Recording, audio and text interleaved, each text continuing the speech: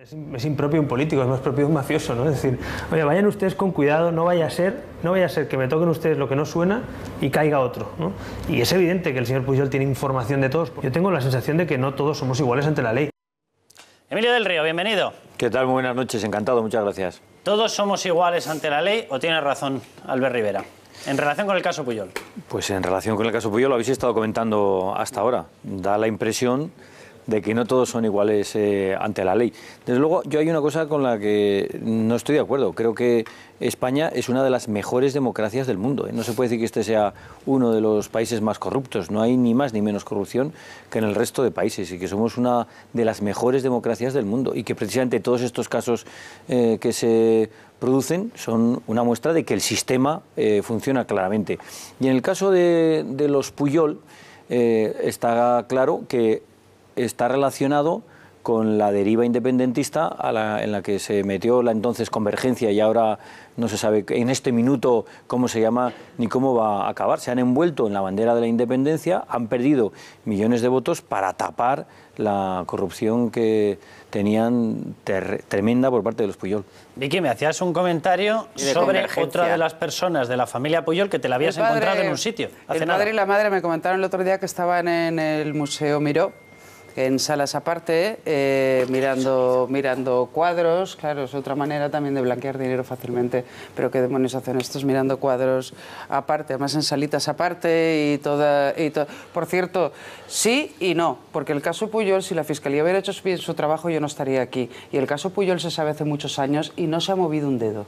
Sí, sobre eso... Desde que Maragall lo dijo en el... Yo quería decir, en relación con lo que ha dicho el señor Rivera, me parece gravísimo, sencillamente. ¿Gravísimo? Me parece gravísimo. Pero, vamos a ver, ¿que tienen información de quién? Te lo digo ¿Cuándo? yo. ¿Cómo y por qué? Porque al final quien decide en estos casos ya es un fiscal y es un juez. Es decir, aunque tenga de un ministro. ¿Y qué?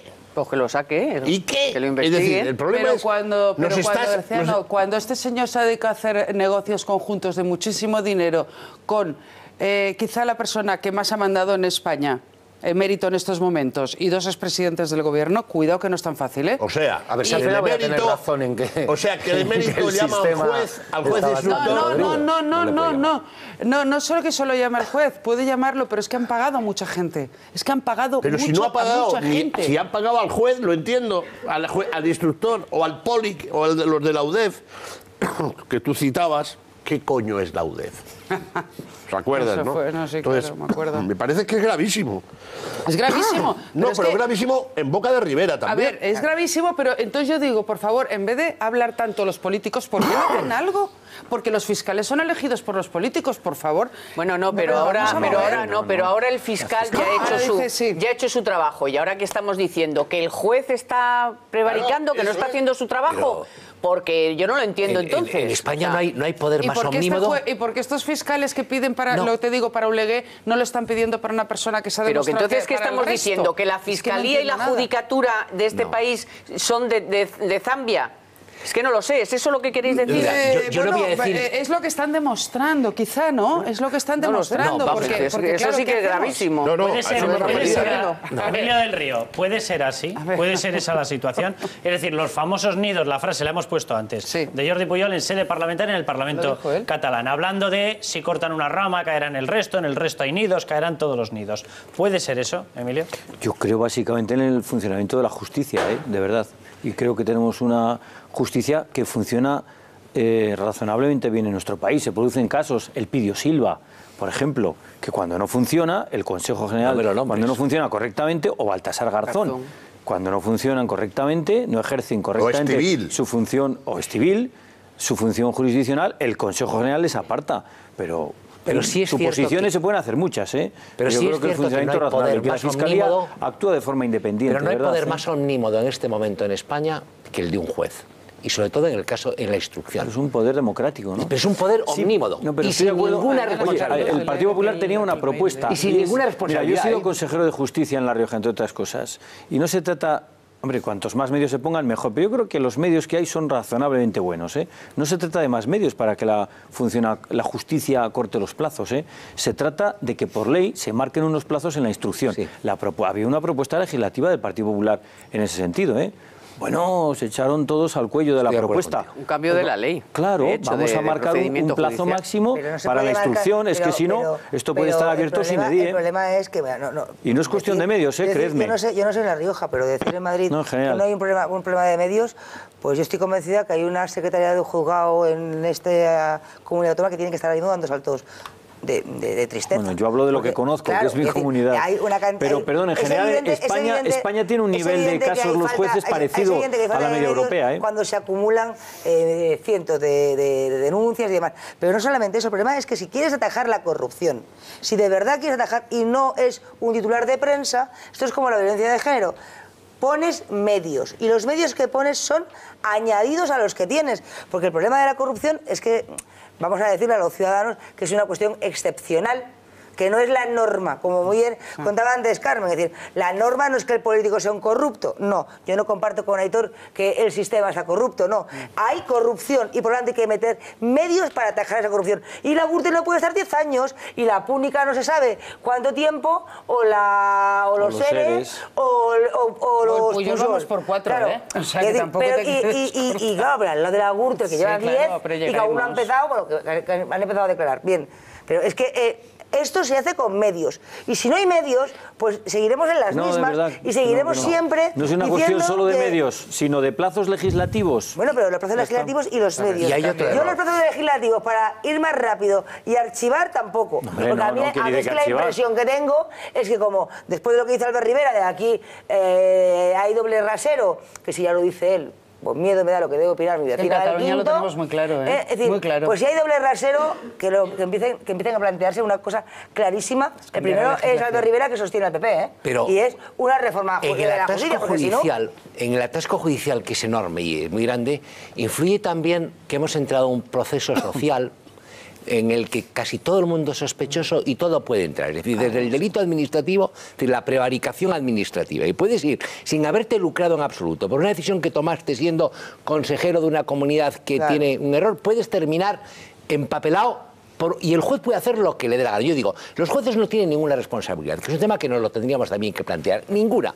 Voy a poner un caso que no tiene nada que ver con la corrupción. De repente, el caso aquel que había de la carretera de circunvalación de Madrid, donde encontraron unas heces extrañas y decían que eran de lince y eran de gato. Si se le ocurre al juez, como se le ocurrió, parar las obras, puede parar completamente las obras porque le da la gana, independientemente del perjuicio económico que se cause, si después en lugar de ser de lince eran de gato, aquí me las han dado todas, que busquen al gato. O puede parar de repente, sin ningún conocimiento de arquitectónico, una obra o una construcción en Madrid porque le da, no porque le haga. O del lince.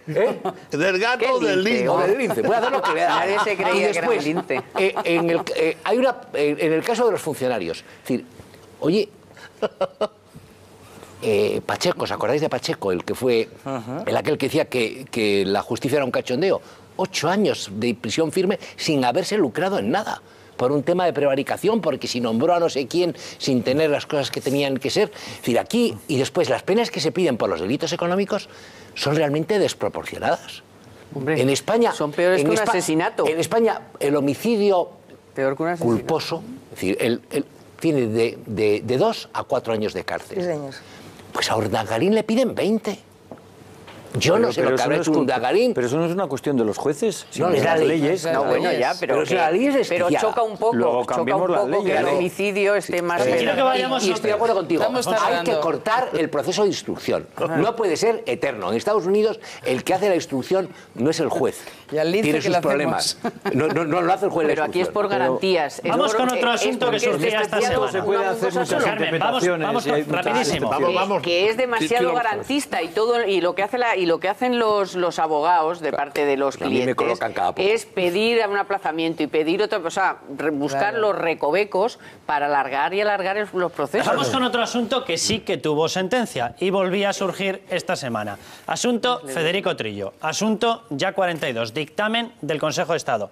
Tuvo una sentencia con archivo definitivo en la Audiencia Nacional. Se dijo que no había responsabilidad ni responsabilidad penal y también se reclamaron responsabilidades civiles. Creo que también se rechazaron. Es decir, se dio archivo definitivo. Pese a ello, surgía el nuevo dictamen del Consejo de Estado. Bueno, las conclusiones eran algunas de las que aparecen. OK Diario, por ejemplo, hablaba y citada que el ponente, la persona que lo había redactado, era el exministro socialista Ledesma, y decía así, literalmente redactó el informe antitrillo sobre el JAC 42. Fernando Ledesma ha sido el ponente y principal impulsor de ese dictamen. El Estado, se decía ahí, es patrimonialmente responsable, con lo cual volvían, lógicamente, tienen todo el derecho del mundo las víctimas a reclamarlo. En base al informe decían, oiga, pues vamos a ver qué es lo que ha pasado aquí. Había dos cuestiones, además, el tema del accidente y el trato que se había dado posteriormente precisamente a los fallecidos, y reclamaban un trato mejor. Aquello fue, la verdad que fue lamentable el trato que recibieron, el propio trato que recibieron las víctimas, y se apoyaban lógicamente en este informe. Bueno, el Consejo de Estado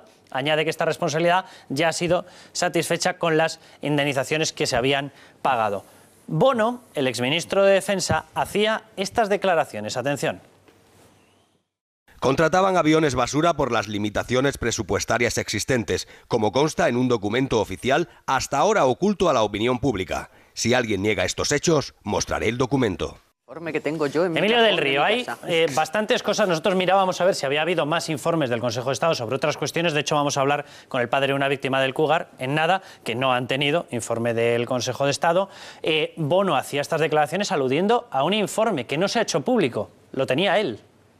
Bueno, a ver, que aquí varias cuestiones. Esto es absolutamente despreciable y carroñera la actitud de algunos que han querido utilizar este informe para manipular a las víctimas de una forma política contra el gobierno, utilizar el dolor de las víctimas para desgastar políticamente al gobierno de Mariano Rajoy del Partido Popular. Eso me parece despreciable, lamentable.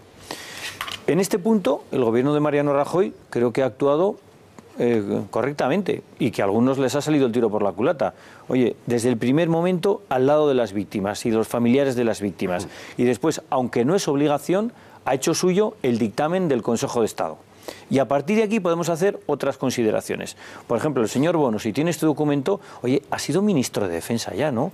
Hizo todo lo que pudo, además, porque tiene ahí unas cuentas pendientes con Federico Tello, queda claro. Emilio, ¿por qué no lo enseña? Emilio, sobreentiendo que este informe se debería haber puesto, no sé si se ha hecho, a disposición de la Audiencia Nacional. Absolutamente, pero inmediatamente. Es que me parece gravísimo, pero gravísimo que diga esto. Y perdón, sobre este punto, además, en fin, dicho todo esto, esto ya se ha sustanciado jurídicamente y políticamente. Oye, jurídicamente ha habido no una, ni dos, ni tres, 5 sentencias. ¿Y de qué tribunales? De la Audiencia Nacional, del Tribunal Supremo, del Constitucional y del Tribunal Europeo de Derechos Humanos. Nada más y nada menos. Es que ahora parece que quieren algunos, como el señor Bono, y otros decir, no, que esto hay que llevarlo a juicio. Oiga, que ya se ha llevado 5 veces. ¿Qué tribunales? Y políticamente hubo no solamente comparecencias en comisión. Oye, mañana va la ministra de Defensa a comparecer a petición propia al Congreso de los Diputados nuevamente, porque hay que actuar al lado de las víctimas y transparencia absoluta. Y transparencia absoluta, ¿qué es lo que va a hacer? Hubo no solamente comparecencias en comisión, también hubo plenos monográficos dedicados a ello. Después de 8 años de gobierno del Partido Socialista, que jugó a machacar absolutamente con este asunto, ahora aparece el señor Bono, que fue ministro de Defensa, diciendo que tiene un papel. Me parece, vamos, de una gravedad que no sé qué está esperando, Emilio, que está esperando no él a entregarlo, sino los jueces a pedírselo. Yo creo que esta declaración del señor Bono, sinceramente, y dadas las circunstancias, el tiempo que ha pasado, es absolutamente irrelevante. Lo que es relevante, y estoy de acuerdo en general con lo que has dicho, menos en una cosa, que se intente utilizar contra el gobierno de Mariano Rajoy, porque no es posible. Y te digo que no es posible. El señor Trillo, que es el responsable político primero, pero no el único, porque tenía un jefe político, y cómo se actuó lo recordamos entonces. El único que pidió perdón entonces fue Mariano Rajoy. Si se coge, la hemeroteca es facilísimo, que era ya candidato a la presidencia del gobierno. Aquí lo que ha habido es, primero, rápidamente, el informe del Consejo de Estado lo redacta Fernando Ledesma, que es un buen jurista y es miembro permanente del Consejo de Estado, pero es avalado por toda la sala y por el presidente, que se sentaba en la mesa del Consejo de Ministros con el señor Trillo, Romay Beccaría, y Miguel Herrero, que no es ningún trotskista, creo, o Alberto Aza, que es un rojo peligroso. Es decir, no, yo creo que el dictamen es bueno, porque además no incrementa, ya han cobrado las víctimas. Se trata de una victoria moral de unos soldados, 62 soldados, que venían de servir a su país de Afganistán y fueron enterrados con lo más el oprobio. Entonces, esto fue así y no es de otra manera. Y el señor Trillo, que dice que a petición propia, dimite cuando, enfurecido porque la ministra Cospedal recibe a las víctimas y les consuela, y nada más hay que ver el agradecimiento de los familiares, monta en cólera y llama al presidente del gobierno. Y el presidente del gobierno le dice que se olvide y que María Dolores Cospedal ha hecho lo que debía de hacer. Y punto. Es decir, y punto. Entonces yo creo que sacar más... Ahora, la victoria moral de las víctimas... Pero si ya sabemos... Todo el mundo... Además, estas víctimas no han tenido que ser azuzadas por ningún partido político ni por ningún medio de comunicación, no ahora, sino ni siquiera en 2003. Ellas solas se valieron para defender sus derechos, para defender y para llevar adelante una demostración pública de que algo se estaba haciendo mal, de que algo se había hecho muy mal en aquel accidente. Y yo no estoy de acuerdo con que las responsabilidades políticas se hayan asumido. Y demuestra que no se han asumido las responsabilidades políticas, que hoy todavía, cuando se menea, por decirlo de alguna manera, aquel caso, todavía todo el mundo salta porque está sin resolver lo que sucedió allí. Perdona, no es que ellas utilizaron. Es que algunos las pretendieron utilizar y las utilizaron. Bueno, porque acuérdate cuando estuvieron en el pasillo del Congreso... Pero que es que allí fueron... Pero que es que yo creo que es que allí no fueron si tú no vas con alguien que te lleva. O sea, que pretendieron utilizarlas. Pero que ahí había gente que abrió el ataúd de su hijo y descubrió 3 piernas dentro. No, pero vamos a ver, que yo no estoy diciendo que las utilicen. Yo no estoy diciendo que ellas se dejaran utilizar y que ellas... Ellas no se dejaron utilizar porque no necesitaban dejarse utilizar. Quien las utilizó, sí. Pero que no era necesario. Que el caso era tan evidente, tan grotesco y tan... ¿Pero qué tiene que ver eso con que las pretendan utilizar? Bueno, no tiene nada que ver. Es que una cosa no tiene nada que ver con la otra. Esto de la utilización, como es una cosa que venimos... Vamos, que ha sido por parte de todo el mundo, y esto de utilizar a los muertos es algo como que se ha hecho de forma demasiado habitual para nuestra desgracia, porque hemos tenido demasiados muertos. Pero hay una cosa que, a mí lo de Bono, que tenga un papel, a mí es que estas cosas me parecen de verdad. Alguien con responsabilidad política y además inteligente. Y si tienes un papel, lo pones encima de la mesa. Te vas al juzgado. Dijo que lo había presentado en un juzgado. Pero entonces... Dijo que lo había presentado en un juzgado. Entonces... Y sobre todo, hablo cuando te toca. Pues claro. Hoy ya, bueno, pues... Cuando había un juicio y... A mí todo esto es... Pero a mí lo que todavía no entiendo es cuando se le dice al Partido Popular como partido, que Mariano Rajoy pidió perdón... Es verdad que lo pidió. Sí, pero el partido... el que sustenta al gobierno, una disculpa pública hubiera estado bien. Lo ha hecho María Dolores Cospedal. Ya lo ha hecho. Yo hablo del partido. Es decir, yo hablaba de Rajoy. Pero es secretaria general. Es ministra y secretaria general. Es decir, a que no es lo mismo que lo haga ya que lo haga Mariano Rajoy. Vamos a ver. María Dolores Cospedal ha dejado con el culo al aire a Federico Trillo. Bien, pero Oye, digo, perdona, lo ha hecho Cospedal y lo ha hecho. Y Rajoy el otro día dijo... En este mundo de donde vivimos y en este país nuestro... que salga el presidente del gobierno, a la sazón, el presidente del partido y quien manda en el PP, a decir, pues seguramente hubo un error, o pedimos disculpas como ya hice tal día, pues no pasa nada, y sobre todo porque es un ejercicio higiénico. Donde a todos nos viene muy bien que nuestra gente, nuestros gobernantes se reconozcan y que puedan permitir que luego venga un diputado del Partido Popular y decir, es que mi responsable máximo ya lo ha hecho. Es que lo ha hecho. Y eso se es que genera, lo ha hecho. Y eso genera... No, lo ha hecho, no pero si el otro día Rajoy, creo que desde Bruselas no dijo, que hizo, por supuesto... No, por favor, que no se entiende. Las declaraciones que hizo, mira, estaba corriendo, que dijo, uy, desde hace mucho tiempo. Eso lo dijo Mariano Rajoy. Fue en una rueda de prensa formal en la que dijo, por supuesto, que apoyo y suscribo todo lo que ha hecho la ministra de Defensa. No, eso después. Bueno, cuando le preguntan por Trillo, yo creo que el gobierno ha actuado con toda corrección. Pero si es que el tema tiene otra entidad. Mira, yo viajé en ese avión con otros periodistas. En concreto, me acuerdo que venía a Fran Sevilla. Vinimos para ahorrarnos el viaje, en lugar de coger el viaje a Karachi normal y dar toda la vuelta, pedíamos que nos trajesen de Afganistán. Alfonso siempre ahorrando. En el avión de los militares. Y vinimos. Y había cosas un poco raras, pero no había nada extraño. El mismo avión.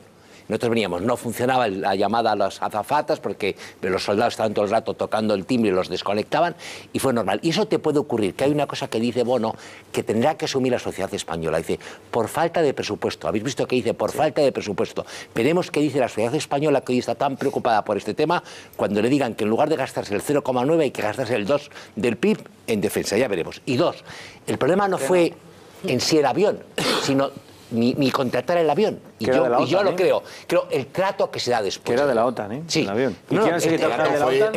El problema no es el avión que con poco presupuesto tienes que hacer o que sea un avión ucraniano. El problema tremendo es el comportamiento que tienen las autoridades españolas con unos héroes de la patria. En la identificación de los con cadáveres. Una gente que ha muerto por España. Es que me parece tremendo la forma de enterrarlos, la forma de recoger los cadáveres, el trato con los familiares. Y yo creo que María Dolores de Cospedal en ese tema ha corregido o intentado corregir, porque hay temas que nunca se arreglan, ya nunca lo arreglas, ese borrón ya nunca se quita, ha intentado paliar un poco el tema. Y la reacción de las familias con ella es positiva, porque no puede ser de otra manera. De todas maneras, Emilio, ha habido otros asuntos. Ha habido el caso Cougar. El Cougar también tuvo una sentencia, también tuvo un archivo. Murieron 17 personas, 17 soldados. También se habló de si era accidente o porque había unas grabaciones. De hecho, se reivindicó. Sí podía haber sido no un accidente, sino directamente que lo habían derribado. Ahí había una polémica sobre la famosa historia de si aquello era guerra, no era guerra. Al no considerarse guerra, no tenían el mismo trato a las víctimas, etcétera. Y detrás había exactamente igual cómo se trataba precisamente a esas víctimas que habían dado su vida, lógicamente, en un acto en el que estaban sirviendo y sirviéndonos a todos, intentando implantar cauces totalmente normales y de Estado de Derecho en un país como Afganistán. Bueno, yo quiero hablar con Eduardo Guitad. Eduardo Guitad es el padre de una de las personas que murieron allí y que están en la misma reivindicación. Y yo le quiero hacer una serie de preguntas, creo que lo tenemos ya. Bienvenido, Eduardo Guitad. Yo te quiero hacer una serie de preguntas. La primera, de hecho, si algún cargo político de los que tiene capacidad para solicitar un informe al Consejo de Estado se ha preocupado por este asunto y ha solicitado el mismo cauce que hemos visto para el Ya 42. Eduardo, creo que estás ya por ahí. ¿Se ha solicitado por parte de algún cargo? Eduardo, creo que estás por aquí. Si se ha solicitado ese informe. De momento no hemos solicitado nosotros nada al respecto, ¿no? Esto no ha surgido esto de pronto y de momento no hemos hecho nada. Claro, algo tendremos que hacer, como es lógico. ¿Han reclamado ustedes que se investigue más? ¿Están ustedes de acuerdo con el veredicto que se dio? Hubo sentencia, pero ¿han solicitado más investigación? ¿Que se pueda seguir avanzando y conocer más cosas de lo que ocurrió con el Cougar?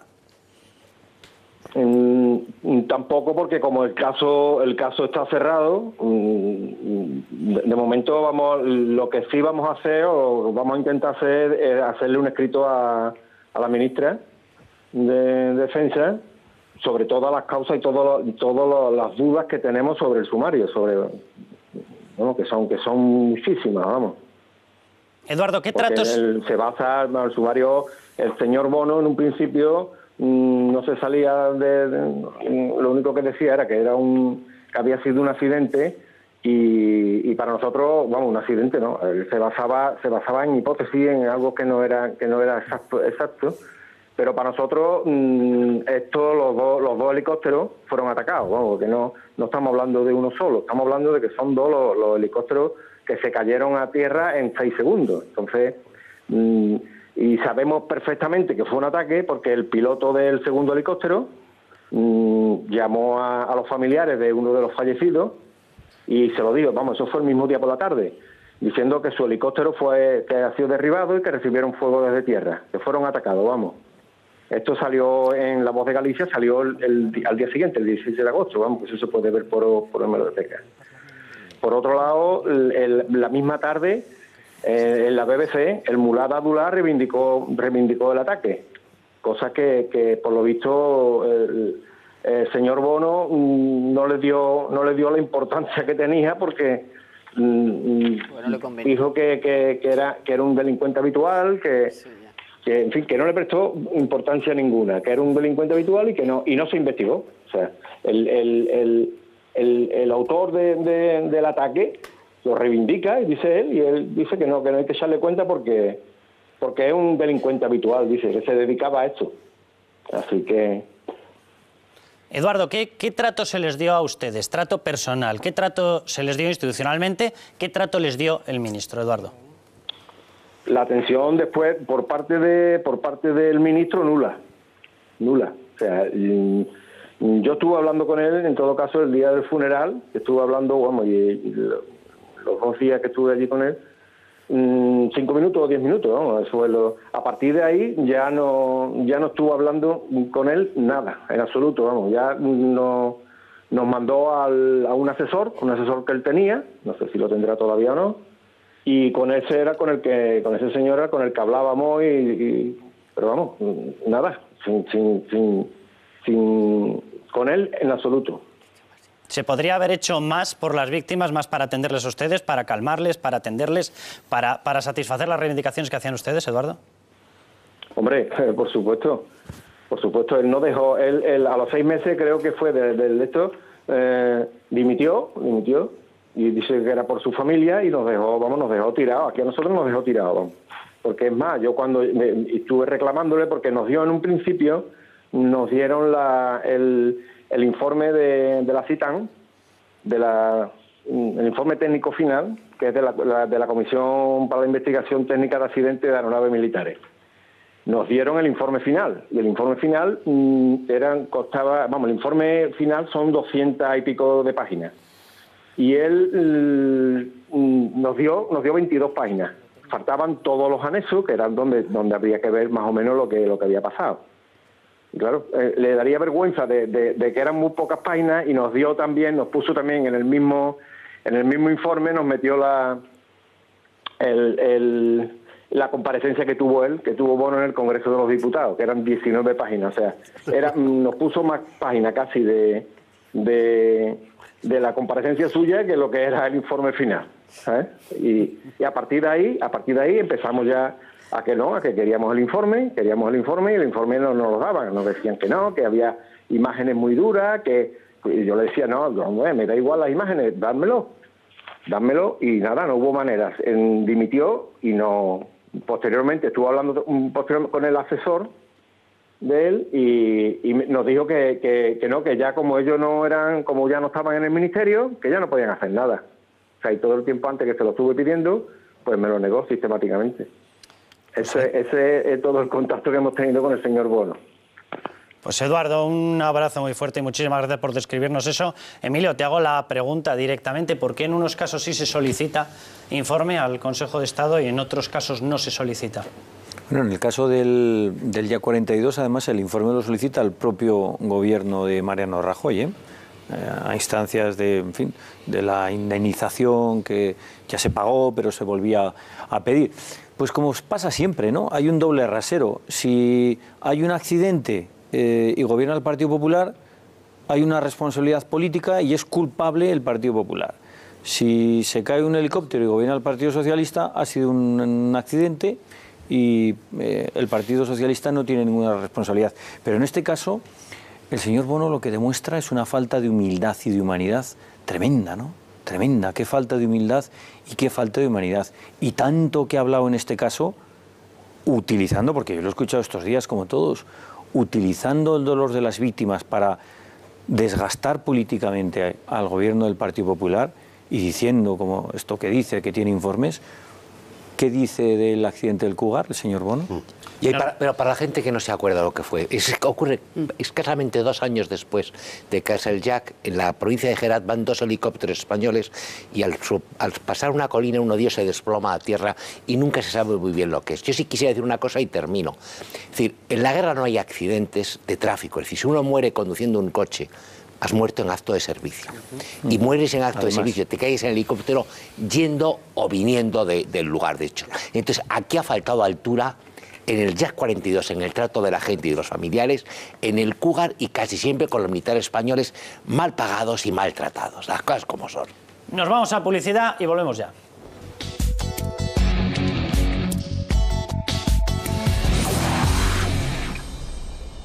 Cintia Dianovile, vamos a ver qué premios tenemos. Hemos retransmitido esa mesa de la transición. Por cierto, que las respuestas que estamos viendo a la gente, desde luego, le ha encantado.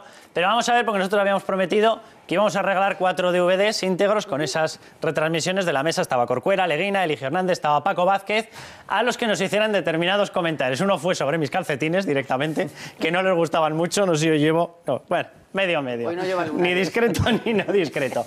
¿A quién le damos los DVDs y esas fotografías firmadas? Venga, primer DVD y fotografía a Verónica, que nos mandaba un mensaje que decía que el mejor tertuliano de todos es José Luis Corcuera y hacía un hashtag Corcuera for President. Y vamos a ver el último mensaje que nos lo enviaba Antonio. Atención, porque nos dice que no suele ver tras llegar de trabajar, un mensaje bastante largo en el que dice que le gusta a Carlos Cuesta y además de todos los tertulianos... Eso conviene que lo resaltes. Sí, si no salía, De todos los tertulianos se queda con Paco Maruenda, pero tampoco le desagrada, atención, a Alfonso Rojo, y que le parece muy buena idea lo de la mesa de la transición, sobre todo por ver a 4 grandes socialistas hablando sobre estos temas. Bueno, pues esta gente se lleva... un DVD y una fotografía firmada de todos los componentes de la mesa de la transición. Bueno, pues se nos ha acabado el tiempo. Vamos a dar, Cintia, si te parece, el resultado de la pregunta y lo tienen. Se trata distinto a los Pujol que a otros investigados han dicho sí, el 66,2%, no, el 33,8%. Así que nos tenemos que marchar. El viernes me robaba la frase Paco Maruenda. Cintia, dila tú y despedimos ya hasta el viernes. Y a levantar España. Tendría que empezar a cobrar.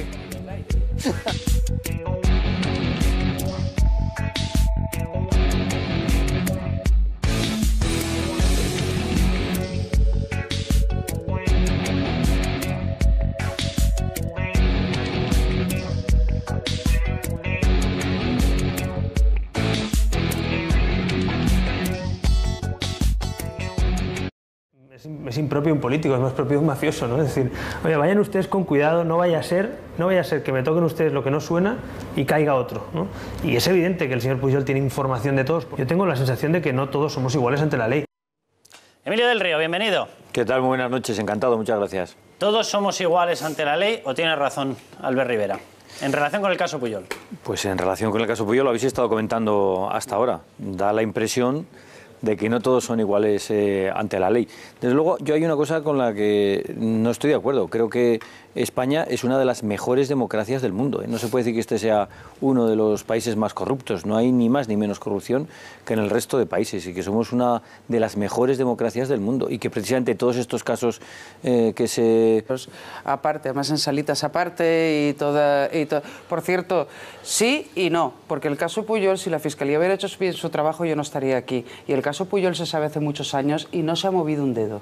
Sí, sobre eso... Desde que Maragall lo dijo en el... Yo quería decir, en relación con lo que ha dicho el señor Rivera, me parece gravísimo, sencillamente. Gravísimo. Me parece gravísimo, pero vamos a ver, ¿que tienen información de quién? Te lo digo ¿Cuándo? ¿Cómo y por qué? Porque al final quien decide en estos casos ya es un fiscal y es un juez. Es decir, aunque tenga de un ministro. ¿Y qué? Pues que lo saque, ¿y qué? Que lo investigue. Es decir, el problema es... Cuando este señor se dedica a hacer negocios conjuntos de muchísimo dinero con quizá la persona que más ha mandado en España, emérito en estos momentos, y 2 expresidentes del gobierno, cuidado que no es tan fácil, ¿eh? O sea, a ver si al final voy a tener razón en que... O sea, que el emérito llama al juez instructor. No solo que solo llama al juez, puede llamarlo, pero es que han pagado a mucha gente. Es que han pagado pero mucho si no ha pagado, a mucha gente. Si han pagado al juez, lo entiendo, al instructor o al POLIC o al de los de la UDEF, que tú citabas, ¿qué coño es la UDEF? ¿Te acuerdas, no? Sí, entonces, claro, me acuerdo. Me parece que es gravísimo. Es gravísimo. No, pero es gravísimo en boca de Rivera también. A ver, es gravísimo, pero entonces yo digo, por favor, en vez de hablar tanto los políticos, ¿por qué no hacen algo?